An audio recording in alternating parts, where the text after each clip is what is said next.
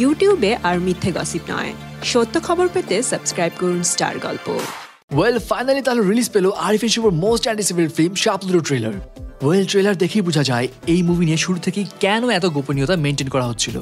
ট্রেলারই বলে দিচ্ছে এই মুভিতে বেশ ভালো রকমের একটা থ্রিলার সাসপেন্স রয়েছে এবং সেই সাথে রয়েছে আরিফিন শুভর দমদার কিছু অ্যাকশনস। ট্রেলারের শুরুতে দেখা যায় আরিফিন শুভ মিম এবং একটি বাচ্চা মেয়েকে নিয়ে বাইকে করে কোথায় যেন পালিয়ে যাচ্ছে এবং তাদেরকে পিছন থেকে তাড়া করছে বেশ কয়েকজন।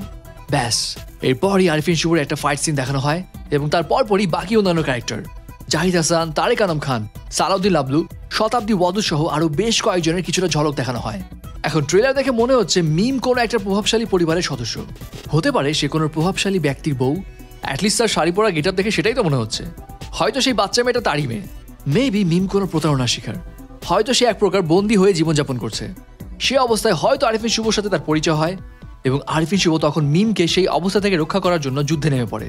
বাট আনফর্চুনেটলি হয়তো এমনটা করতে যে বেশ বড় রকমের একটা মাসুল দিতে হয় আরিফিন শুভকে। হয়তো এমনটা করার জন্য তার প্রিয় মানুষদেরকেও হারাতে হয়। তবে এই গল্পের আসল ভিলেনটা কে, মাস্টার মাইন্ডটাকে, সেটা কিন্তু বলা খুবই মুশকিল। কারণ জাহিদ হাসান, সালাউদ্দিন লাবলু, তারেক আনাম খান, শতাব্দী ওয়াদুদ, মারজুক রাসেল, এনাদের সবারই লুক এতটাই ইন্টেন্স যে আসলে ট্রেলার দেখে সেটা বলা মুশকিল কে এখানে মেইন ভিলেন।